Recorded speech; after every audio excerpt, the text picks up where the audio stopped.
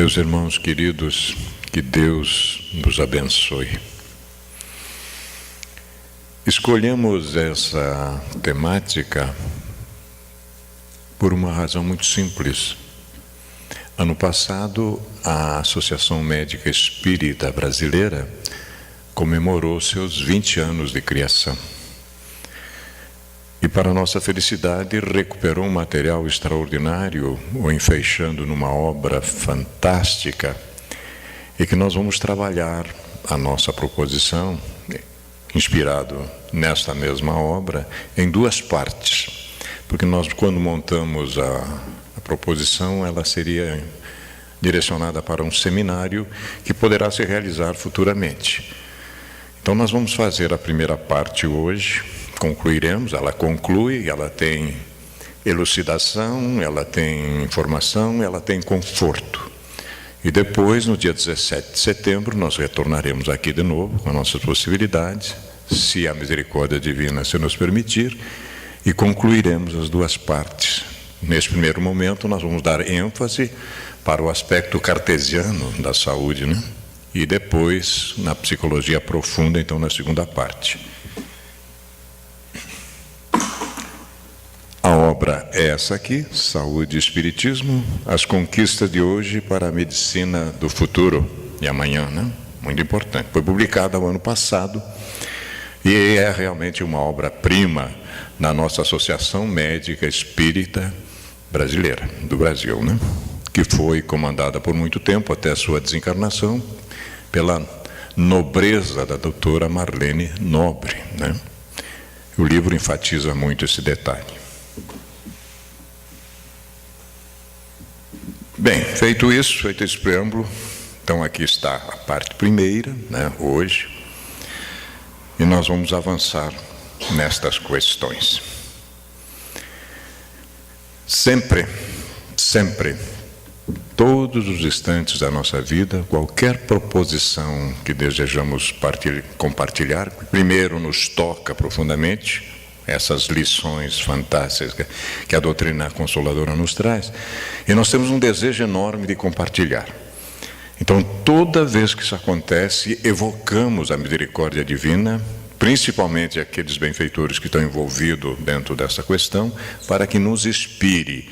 E o maior dele, não poderia deixar, é o nosso iluminador de consciência, o Mestre Jesus, né, direcionado diretamente à nossa criação, ao nosso coração, para que entendamos perfeitamente as suas proposições. E aqui veio para nós, isso já aconteceu no Evangelho no Lar, nós sempre, graças ao bom Deus, temos a condição necessária de recebê-los na nossa casa, uma vez por mês. Amanhã isso acontece, né? A gente tem plena consciência de quando os benfeitores chegam, nos envolvem, nos estimulam para mais uma semana de trabalho, né? Trazem amigos outros para que participem conosco do Evangelho, retornam, levam novamente para os seus destinos. E há algum tempo atrás a inspiração chegou para nós, então, para que começássemos a trabalhar essa temática.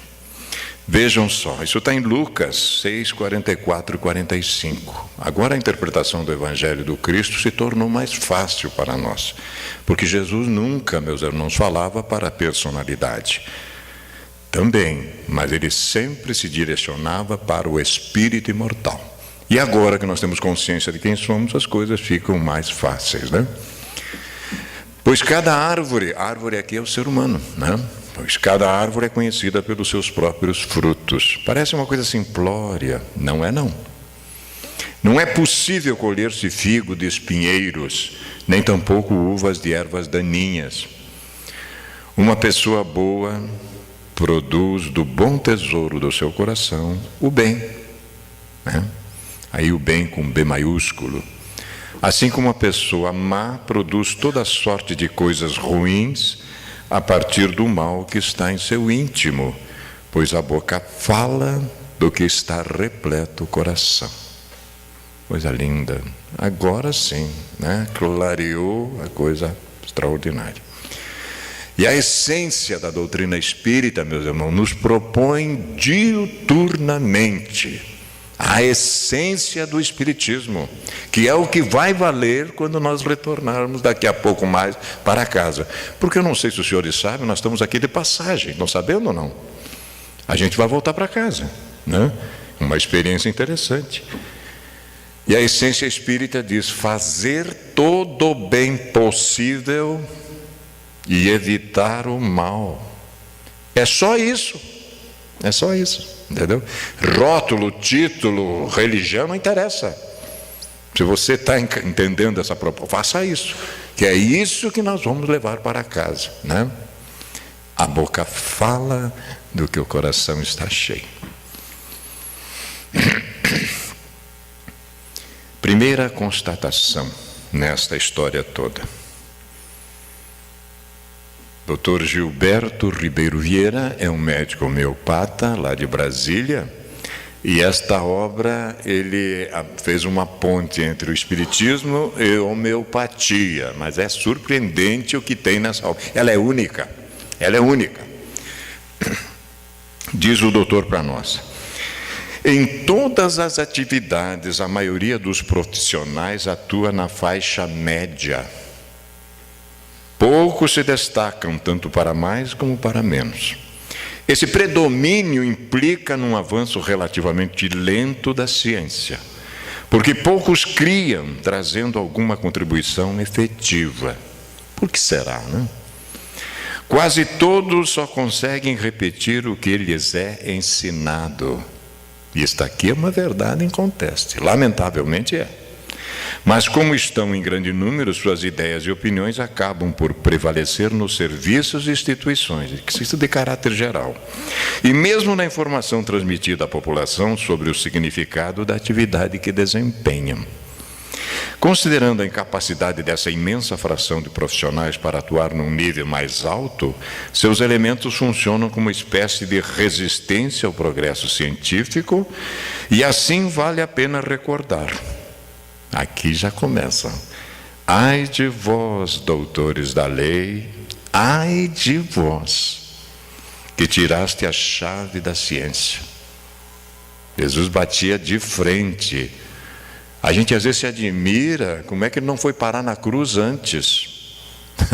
Claro que o governador espiritual do planeta sabia com quem estava lidando, e que ele só permitiu que tal fato acontecesse porque ele já tinha deixado a mensagem para nós, né? Já que vão fazer, então... Esse é o livro Evangelho Terapia, a Ciência de Amar. E tem um subtítulo muito sugestivo, do Dr. Gilberto Ribeiro Vieira, e é desconhecido no nosso movimento. Desconhecido, mas deixou uma obra-prima. Antes de abordar o tema saúde como resultado da perfeita harmonia da alma, agora estamos falando com a doutora Colaçante Salgado, Márcia Regina Colaçante Salgado, que foi que escreveu esse capítulo no livro. Antes de abordar o tema saúde, diz ela, como resultado da perfeita harmonia da alma, descrevo aqui algumas definições que julgo ser importantes para nos situarmos dentro do contexto acadêmico vigente, ou seja, no paradigma materialista, né? Então ela vai fazer uma bela de uma introdução para nos clarear esse assunto. Ao longo dos séculos, a humanidade vem mudando seus conceitos sobre o binômio saúde e doença. Num passado muito recente, a saúde era definida como ausência de doença. O cara não tinha doença, era saudável. A doença como ausência de saúde, o oposto, né? Até meados da década de 40, todos nós estávamos na dimensão espiritual, inclusive nós outros. Não sei o professor Baldo, mas eu tenho a impressão que o professor Baldo é mais jovem do que eu ainda, né? Mas é mais experiente. E não havia ainda um conceito universalmente aceito do que é saúde. E somente após a Segunda Guerra Mundial, com a criação da ONU, né, e da OMS, Organização Mundial da Saúde, é que foi possível definir um conceito de saúde.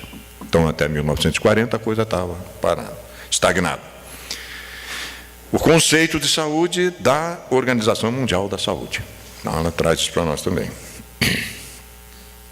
O conceito da OMS, definido em 46 e divulgado na Carta de Princípio de 7 de abril de 48, compreende que saúde é o estado do mais completo bem-estar físico, mental e social, e não apenas a ausência de doença ou enfermidade. Uma revolução, um conceito mais abrangente, né?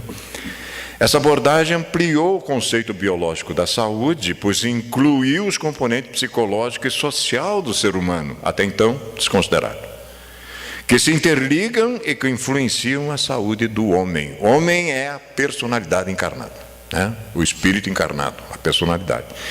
Entretanto, embora a concepção de saúde incluindo bem-estar, além da ausência de enfermidade, representa um avanço, na prática trata-se de um conceito que não pode ser considerado de fato uma definição. Está faltando alguma coisa, já que não delimita a essência do termo saúde e discorda das exigências contemporâneas agora, referente à elaboração das definições científicas ou não.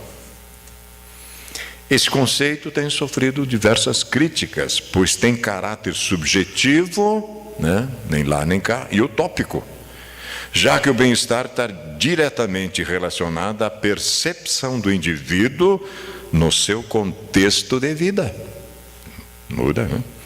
Por isso foi proposta uma revisão dessa definição por uma junta executiva em 1998, recentemente, faz muito, mas ela foi rejeitada durante a 52ª Assembleia, ocorrida em maio de 1999, permanecendo, portanto, a ótica que foi formulada em 1946. Essa é uma das razões que o professor Ian Stevenson resgata na obra Almas Antigas, do professor Schroeder, que ele disse assim: meu amigo, a cada funeral é que a ciência avança. Digo, meu Deus do céu. Então é preciso que essa turma parta para que a coisa... Não é fácil, né? Não é fácil. Mas vamos em frente. Paradigma materialista, modelo materialista, né, da ciência. Cogito ergo sum. Esse cara aqui foi realmente um revolucionário. A gente pode não gostar dele, do paradigma dele, mas ele foi ousado, né? René Descartes, 1596-1650, século XVI para século XVII. Olha a ousadia do Descartes, né? Quem foi René Descartes? Quem aventou a hipótese da existência de duas classes de substâncias que juntas constituiriam o organismo humano: o corpo palpável e a mente intangível. Olha só, né? Ele já avançou. No paradigma cartesiano ou materialista, há uma dicotomia entre mente e corpo, caracterizada pela visão mecanicista do corpo e suas funções, e um fracasso para conceituar uma causação consciente dos estados somáticos. Esse paradigma, que foi criado entre os séculos XVI e XVII, é utilizado até hoje no Ocidente pela medicina convencional, para a qual a doença é vista ou como um problema físico ou como um problema mental, sem interconexão, excluindo-se uma abordagem multidimensional. Considerar o espírito, doutor, então, nem pensar. O espírito está fora. Nós somos um produto, não sabemos do quê, né? Veja só. Mas sem crítica, são fatos que nós temos que trabalhar. A doença é causada por agentes tóxicos externos, como germes, bactérias, vírus, ou por disfunção mecânica de um órgão interno do corpo físico. E a cura, olhem só se dá tratando o sintoma das doenças através de medicações, cirurgias, radioterapia e quimioterapia. Será? Será? Descartes também deixou algumas coisas interessantes. Diz assim: para investigar a verdade é preciso duvidar, enquanto seja possível, de todas as coisas. O filósofo, interessante. Aí ele diz outra aqui: achei melhor modificar ante os meus desejos do que a ordem do mundo. Então não dá para jogar fora tudo. Cara, tem colocações interessantes. Ele está entre o século XVI e XVII. Não sei como é que não foi queimado, né? Não sei como é que não foi queimado, mas...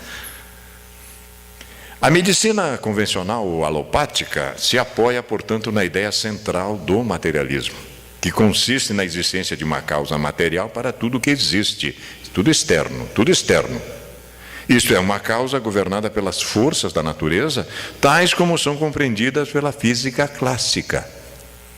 Segundo o materialismo, a consciência, quer dizer, os processos mentais, não pode existir independente do cérebro.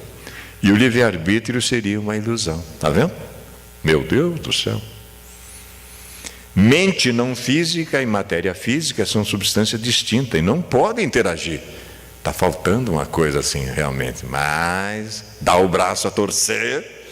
Para tanto, precisaríamos de um mediador intermediante essa interação. Mas nós temos um mediador. Só que, né? A coisa é mais complicada. Pausa reflexiva doutrinária 1. Nós vamos ter algumas pausas de vez em quando. Né? Não sei se já viram falar, esse senhor chama-se Allan Kardec. Livro dos Espíritos, conclusão 8ª.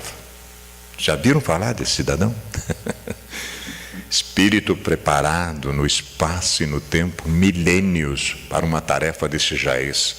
Trata-se de realmente influenciar toda a humanidade, mais cedo, mais tarde, porque estamos tratando, irmãos queridos, de leis naturais. O Espiritismo não inventa nada, encaixa-se dentro das leis naturais. Né? Não pensemos que o Espiritismo inventou a mediunidade, inventou a reencarnação, isso é bobagem. Isso são leis naturais, apenas que a maioria da turma ainda desconhece, mas vamos ter que chegar lá, não tem jeito. Diz o codificador, então, no Livro dos Espíritos, na conclusão 8ª, lá no final: as comunicações com os seres de além-túmulo deram em resultado fazer-nos compreender a vida futura, fazer-nos vê-la, iniciar-nos no conhecimento das penas e gozos que nos estão reservados, de acordo com os nossos méritos, e desse modo encaminhar para o espiritualismo os que no homem somente viam a matéria, a máquina organizada, que não se sabe de onde é que surgiu. Razão, portanto, tivemos que dizer que o Espiritismo, com os fatos, matou o materialismo. A gente vai ver que não é tão fácil assim, né? Fosse este o único resultado por ele produzido, e já muita gratidão lhe deveria a ordem social. Ele, porém, faz mais. Mostra os inevitáveis efeitos do mal e, consequentemente, a necessidade do bem. Maior, muito maior do que se pensa é, e cresce todos os dias, o número daqueles em que ele há melhorado os sentimentos, neutralizado as más tendências e desviado do mal. Os senhores estão olhando para alguém que está encaixado aqui, nisso aqui, eu. Né? E que para estes o futuro deixou de ser uma coisa imprecisa. A convicção nossa é plena, certeza absoluta. Assim como Miriam de Magdala viu Cristo na frente dela. Porque se Jesus não volta do túmulo, a doutrina dele não frutifica. Por isso que ele se deixou imolar, porque ele tinha que se mostrar para dizer a imortalidade existe. Senão não teria sentido a doutrina de Jesus, né? É que, para esse o futuro deixa uma coisa imprecisa, simples esperança, por se haver tornado uma verdade que se compreende e explica, quando se vê e ouve os que partiram lamentar-se ou felicitar-se pelo que se fizeram na terra. 66 exemplos, está no livro O Céu e o Inferno. Espíritos felizes, infelizes, suicídios, todos os tipos de espírito, o codificador colocou lá, né?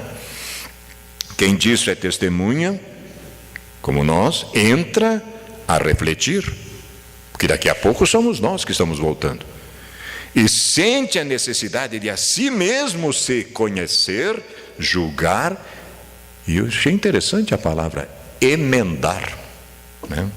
O verbo kardeciano também, do momento, da hora, como dizia o Dinho dos Mamona, ele dizia que era da hora. O verbo é praticar.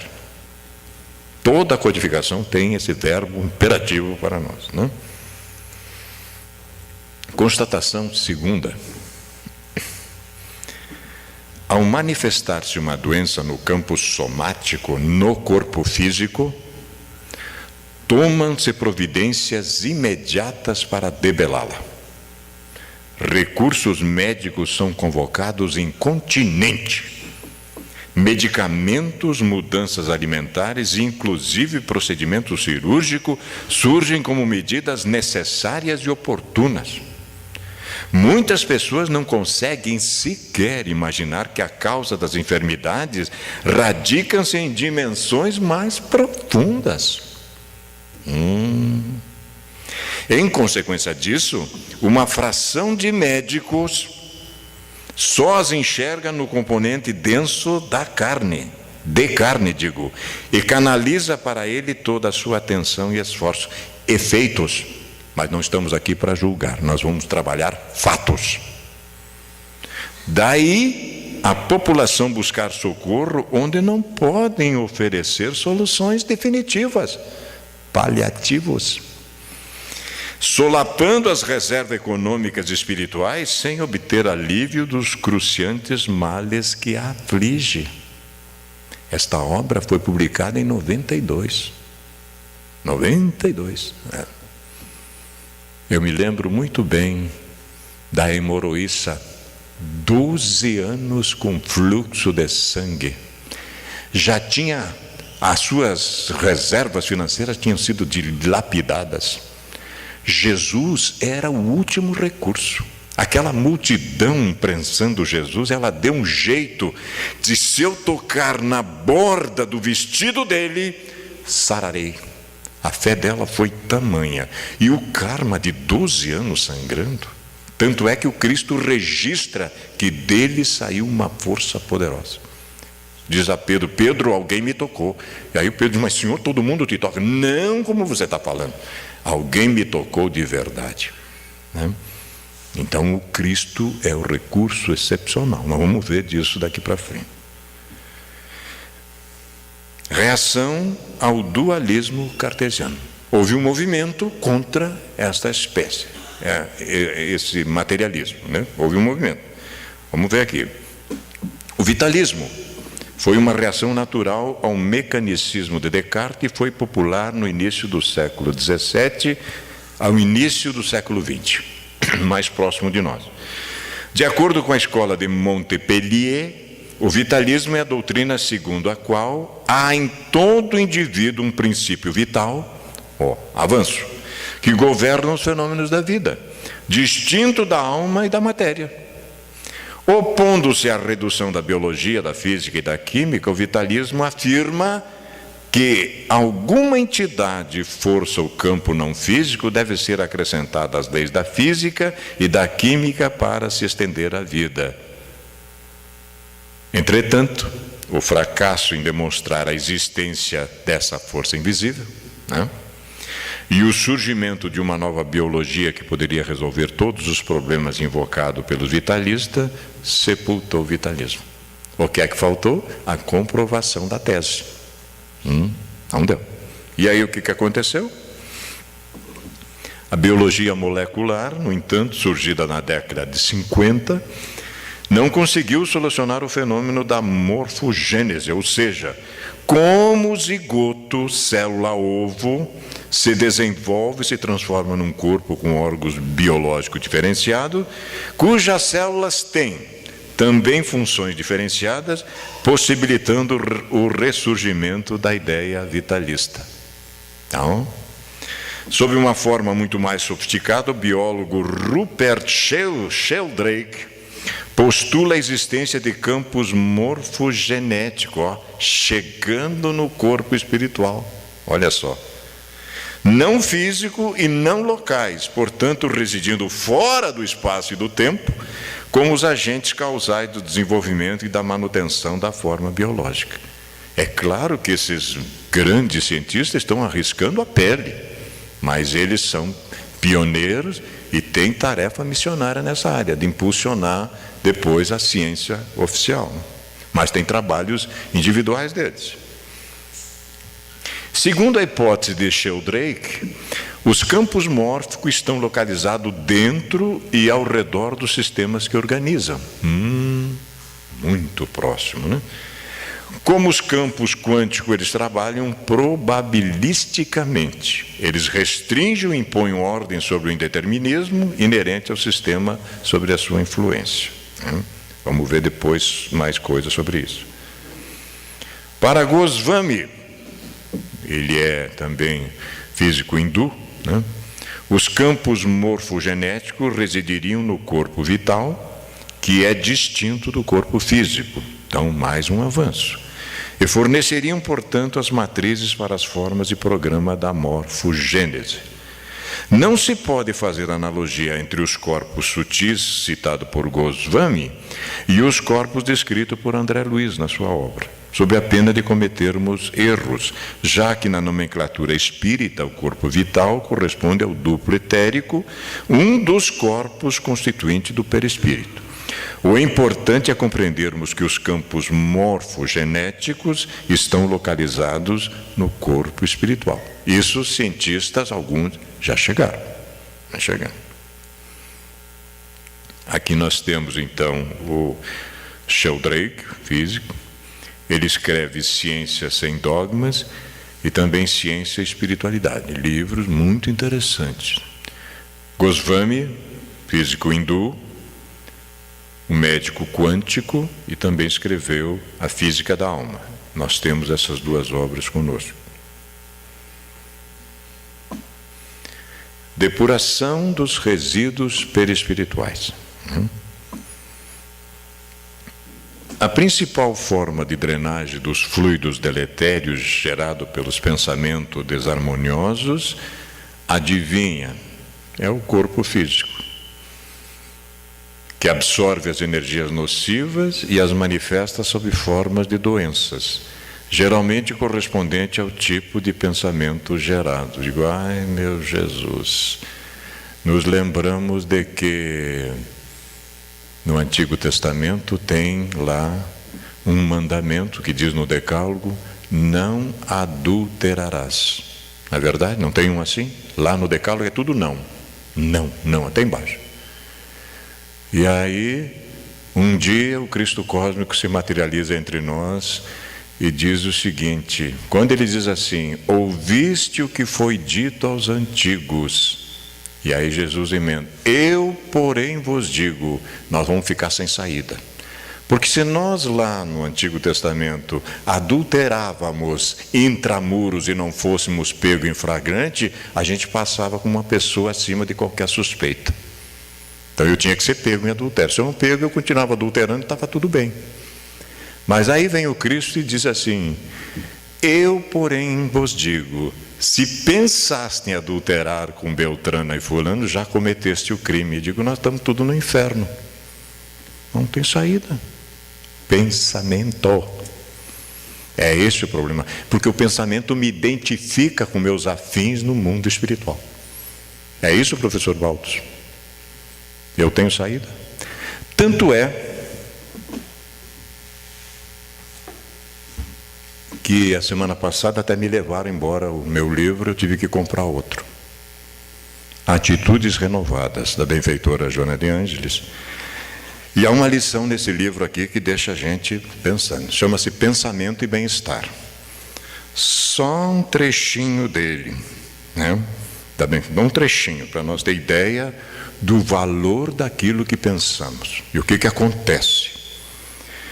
Quando puderes utilizar desta força com sabedoria e proveito, transformá-lo-ás em uma alavanca tão poderosa que seria fácil mover o mundo. Não satisfeita com isso, a benfeitora coloca mais uma coisinha. O ser humano vem controlando as forças da natureza com relativo êxito, conquistando os espaços e melhorando a existência.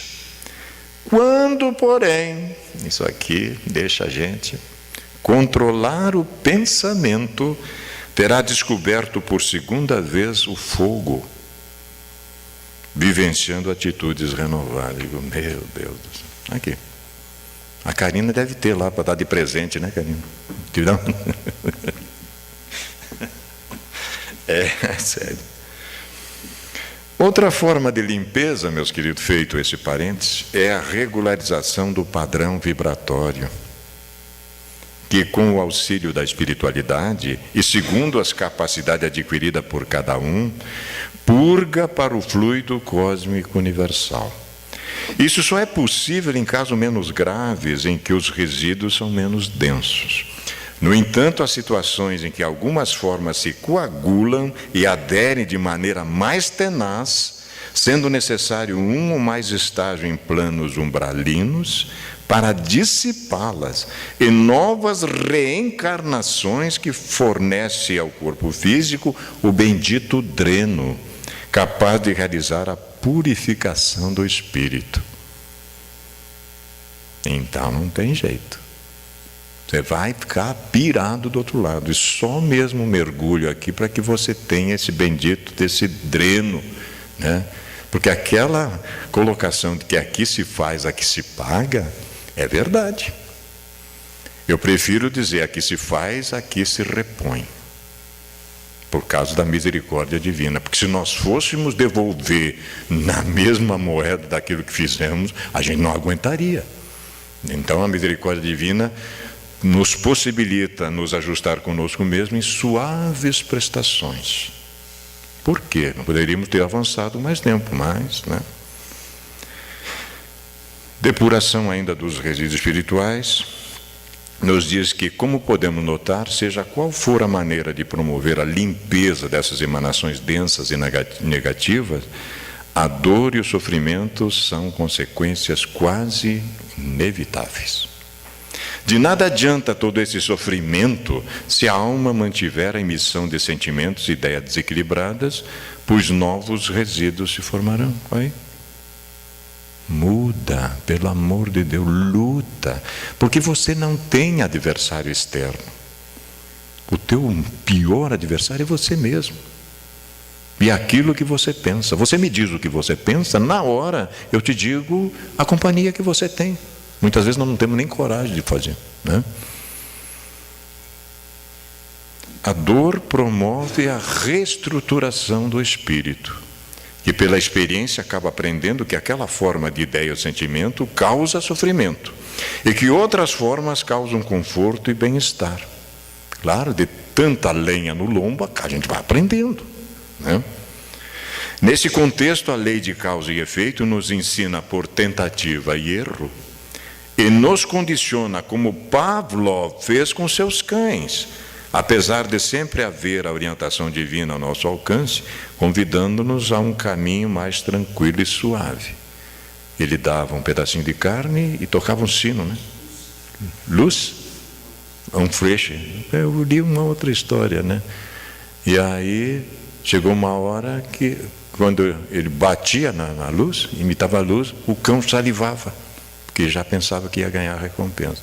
Então nós estamos mais ou menos nesse condicionamento, né? Concluímos, portanto, que todos os males do corpo físico são originados de distúrbios do corpo espiritual. Do corpo espiritual, que história é essa? E estes são causados por desordem do pensamento, do espírito, que por sua vez são decorrentes do desvio do sentimento, doenças morais ou doenças da alma. Então é essa cadeia. O espírito pelo corpo espiritual, corpo físico. Dreno bendito, eu aprendi isso montando essa palestra. O corpo é dreno bendito, é por onde escoam as coisas. A mãe dizendo para o Raul Teixeira: meu Deus, mas sai um furungo atrás do outro. E o Raul disse: agradeça, minha senhora, agradeça, ele está botando para fora. Imagine contar isso para uma mãe. Vejam que coisa. Ressignificação. Consegui, professor Baldo, falar a palavra. Ressignificação dos eventos que a vida nos oferece para crescer. Eu não sou mais vítima da vida. Agora não, né? Agora não. Ainda a depuração. Ao meditarmos sobre esse assunto, concluímos que somos a única fonte de nossos sofrimentos, estando no desenvolvimento moral a fonte de todas as curas. Começa a tomar. Geramos as nossas doenças e, portanto, apenas nós podemos produzir a cura, corrigindo as nossas imperfeições e gerando o pensamento de faixa vibratória mais adequada. Podemos afirmar, então, que não existem doenças. E sim, doentes.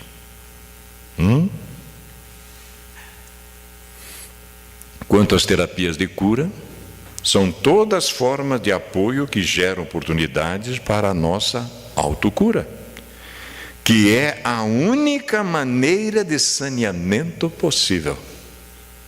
Desde as terapias mais materiais e grosseiras, como cirurgias, passando pelo tratamento químico da alopatia, o tratamento energético homeopático e chegando até as formas mais sutis de terapia fluídica, não haverá cura se não houver reforma íntima. Será que a gente está falando alguma coisa aqui de outra nave espacial? Ainda a depuração, Dr. Décio Iandoli Júnior, que está na pauta para trazermos a Cascavel, né, doutor Ramiro? Vamos trazer esse homem um dia para cá. Ano que vem, possivelmente, ele virá. É uma lucidez e fala a língua do povo, né? Entendemos perfeitamente. Uma pequena síntese da proposta do Dr. Iandoli. Depois de tanta lama e impureza que lançamos sobre o nosso corpo espiritual, restam-nos algumas certezas. Não há como culpar outros, senão a nós mesmos, pelo nosso estado atual. Primeira certeza. A remoção dos nossos resíduos deletérios nunca será um processo agradável e muitas vezes demandará múltiplas etapas para a sua conclusão, né? Perguntei há pouco tempo ao meu benfeitor espiritual, meu avalista querido, que eu não sei até quando vai me aguentar, né?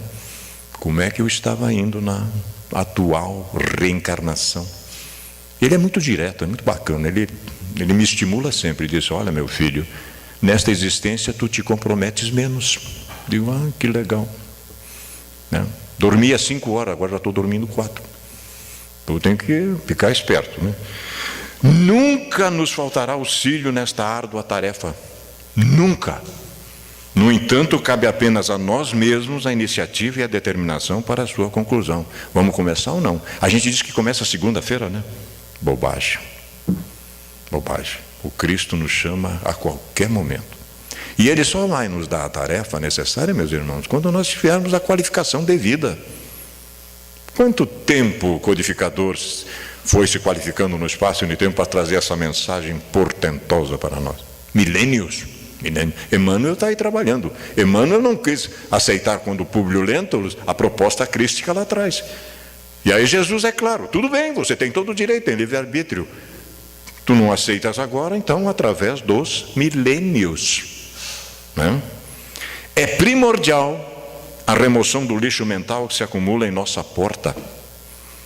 Mas é igualmente importante que paremos de produzi-lo para que seja possível chegar à limpeza completa, né? Então, tá aí. Isso aqui são certezas absolutas. Conclusão reflexiva da nossa parte primeira, né? Tem que haver um estímulo aqui no final, senão a gente fica meio, né? Quando admitimos, meus queridos, os benefícios de uma família, apesar de todo o trabalho que ela acarreta, porque não é fácil, né? Não é fácil conviver com, né, postulados distintos, para abrigar-nos nos percalços do caminho, para enriquecer nosso ego através da convivência com personalidades distintas e para sustentar as nossas forças, conduzindo-nos a metas longínquas, é como se voltássemos para as nossas casas, levando um pouco do Cristo dentro de nós mesmos.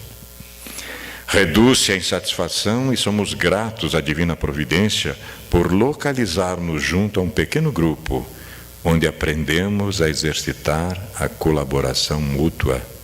Finalidade fundamental desse grupo pequeno, familiar, hoje em torno de 10 pessoas, quanto muito, máximo, talvez menos 5, transferir esse grupo para a família espiritual. Ganhar essas criaturas, porque não estão conosco por acaso. A vida não se equivoca, as leis divinas jamais se equivocam. Deste modo, o próprio coração se transforma em morada do Evangelho. Ainda que os demais não comunguem nossa crença ou sentimento dentro do próprio lar, aceitemo-los porque representam a resposta da vida ao que lhe oferecemos. A gente deu isso, está recebendo de volta. Caminhamos por esses milênios semeando cardos, espinhos, estamos voltando para recolhê-los todos. Não tem saída. A bondade e a tolerância no íntimo da criatura, luzindo para quem tem olhos de ver, o espírita tem que ter, né? Contrasta não raro com o estado dos que lhe compartilham a experiência doméstica. Todavia isto não impressiona ou desanima jamais. Esse desafio nós vamos ganhá-lo. E se eu ainda não conseguir demovê-los desses intentos que não são muito positivos, é porque não os amo o suficiente. Eu vou ter que amar mais, né? Traçou o objetivo em si mesmo, os quais dependem somente dele próprio. Ninguém o acompanha nos ideais, nem estimula a sua fome de virtudes, mas não se queixa nem se lamenta. O espírita tem que ser um ser humano forte, corajoso, porque a informação que nós temos, ninguém tem aí fora, meus irmãos, ninguém tem. Nós temos que ser gratos todos os dias da nossa existência. Uma passagem do Cristo, já que a casa não acompanha, mas a casa interna não vacila, nem se abala. As aparências forçosamente enganam aos que são desprovidos de uma maior percepção visual. Existe pessimismo, balbúrdia, algazarra, porém o indivíduo ama sereno e confiante e aguarda. Faz a sua parte. Desta criatura que estamos falando, desse perfil, o Evangelho registra um sublime conceito explicando a origem de tamanha força e perseverança. De onde é que vem isso? Mas Jesus tinha nos ensinado e a gente não tinha percebido. Se alguém me ama, lição crística, guardará minha palavra. Firme. Sim, sim, não, não. E meu Pai o amará. E viremos para ele e faremos nele morada. O Pai Criador, conexão, e Jesus. Por isso que o cara tem força. Por isso que ele tem força. Então isso está lá no livro Amor Terapia. Joana de Ângeles, o seu livro é O Ser Consciente, uma das 16 obras da série psicológica. Diz ela para nós, no capítulo 9, a felicidade, prazer e gozo. A dor não pode ser evitada. Considerá-la como um fenômeno natural do processo de evolução, encarando-a como um instrumento de promoção do ser em relação à vida. Eis uma forma eficaz de lograr alegria, superando os seus mecanismos desgastantes e as ocorrências degenerativas, que não compreendidos, quando eu começo a me queixar e aceito com equilíbrio, conduzem à infelicidade. Boa ressignificação, é outra história, né? Outra história. Ela chega a dizer no Evangelho segundo o Espiritismo, como um espírito amigo, que a dor é uma bênção que Deus envia para seus eleitos, né? Ela chega a dizer isso. A doutrina de Jesus, fala agora o codificador, ensina em todos os seus pontos a obediência e a resignação, que são duas virtudes companheiras da doçura e muito ativas, se bem os homens erradamente as confundam com a negação do sentimento e da vontade. A obediência é o consentimento da razão. Agora, a resignação é o consentimento do coração. Forças ativas ambas, porquanto carregam o fardo das provações que a revolta insensata deixa cair. Se eu me revolto, eu nem vejo isso, né? Isso está no capítulo 9, bem-aventurados que são brandos e pacíficos. Meus queridos, a mensagem que os benfeitores nos deixam. Levanta a cinza da amargura, que teima por anular o fogo da esperança que crepita no teu coração. Sopra o ar da alegria de viver e expulsa o pó dos desencantos que te ameaçam cobrir a trilha por onde jornadeias. Sorve a linfa da coragem e esparge os fluidos do amor. Não te importes com o tropel alucinado que vai adiante, sem rumo, nem com os tristes que se cadaverizam nos dédalos labirintos da indiferença. É necessário romper com as tentações e anular os sinais da dor, para que descubra a vida e fruas a honra de ser o amor da aventura perfeita, que te vem buscando através da esteira dos séculos já passados. Vem hoje trabalhar na minha vinha. Faze-te semente, torna-te rosa, transforma-te em trigo. O que te suceda é para a glória da vida. Cala a reclamação e exalta o sacrifício. Morrendo, a semente faz-se vergel, jardim, pomar. A rosa deixa embalsamado o ar e o trigo ressurge em pão. Não te negues a felicidade de ser desde hoje o amanhã feliz. Rabindranath Tagore, Divaldo Franco, o livro é Estesia.